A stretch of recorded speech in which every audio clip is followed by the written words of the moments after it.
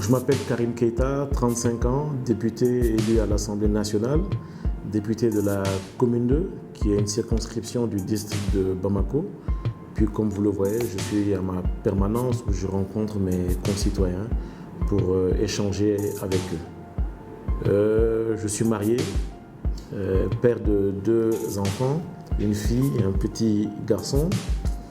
Et bon, je pense être un père normal, un père aimant, bien entendu, qui s'occupe bien de ses enfants. Au niveau de mes amis, je pense qu'il faudrait leur poser la question. Je pense être un bon ami, à mon avis.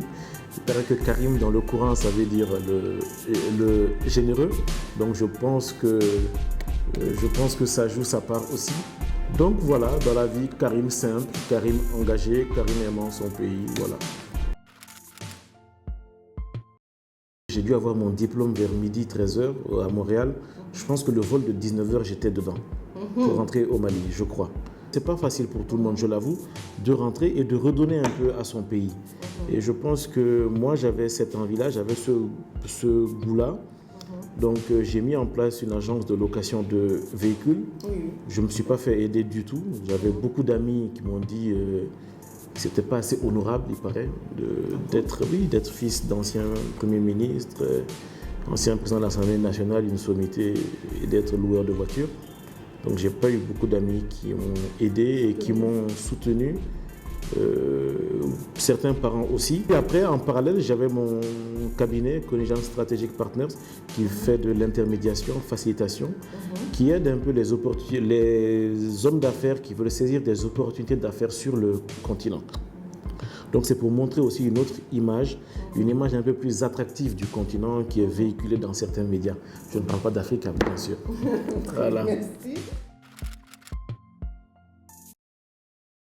Quand j'ai vu ce qui s'est passé au Mali, moi j'ai été traumatisé et je me suis dit il faut qu'on s'implique. Et je me suis dit la meilleure moyen de s'impliquer, c'est d'abord de faire un diagnostic de la situation. Qu'est-ce qui s'est passé? Et tant qu'on ne fera pas un bon diagnostic, on n'amènera pas le meilleur traitement. Et je pense qu'en s'impliquant, surtout à la base comme ça, en tant que député, on est au fait de beaucoup de choses. On a une liberté de ton, une liberté de parole.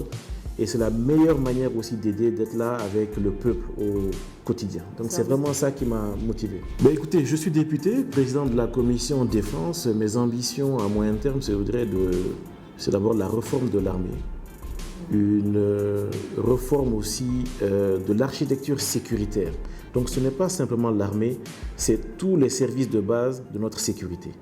Donc que ce soit les différents services d'investigation, que ce soit de la police, de la gendarmerie, tout l'outil dont ils ont besoin en termes de compétences, en termes de technologie pour pouvoir mieux faire leur travail.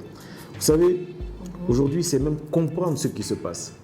L'armée malienne, je dis souvent, elle est un peu incomprise.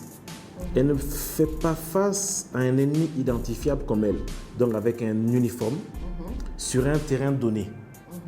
Quand on a affaire à des groupes armés, avec des terroristes, des djihadistes comme ça, où ça devient un fourre-tout, c'est comme si on demandait à une armée de combattre sa propre ombre. Là où les États-Unis, bien qu'ayant la bombe atomique, ont quand même subi le 11 septembre, où ils ont fini par se dire qu'il y avait eu une meilleure coordination peut-être de leurs services de renseignement. Le chantier est vaste, mais je pense qu'Inch'Allah, nous y arriverons avec beaucoup de bonne volonté. J'ai une certaine estime pour lui, pour ne pas dire de l'admiration. Je suis allé au Sénégal plusieurs fois et j'ai vu un peu le changement. Que ce soit à Dakar, j'allais souvent chercher moi-même mes véhicules au port, donc j'ai souvent fait la route, Dakar, Caille, après Caille, Bamako. Donc il a fait beaucoup, il s'est vraiment investi, Dakar a complètement changé. Je n'irai pas au-delà. Bon, maintenant, s'il y a des problèmes au niveau de la justice, je ne m'implique pas, je n'interviens pas dans les processus judiciaires, surtout pas d'un pays ami comme le Sénégal. Mais je suis très admiratif de Karim Wade, ça oui. Mesdames, Messieurs, c'était votre émission strictement confidentielle avec l'honorable député Karim Keita. Merci de nous avoir suivis. Nous vous donnons rendez-vous dans un mois avec une autre personnalité publique. Au revoir.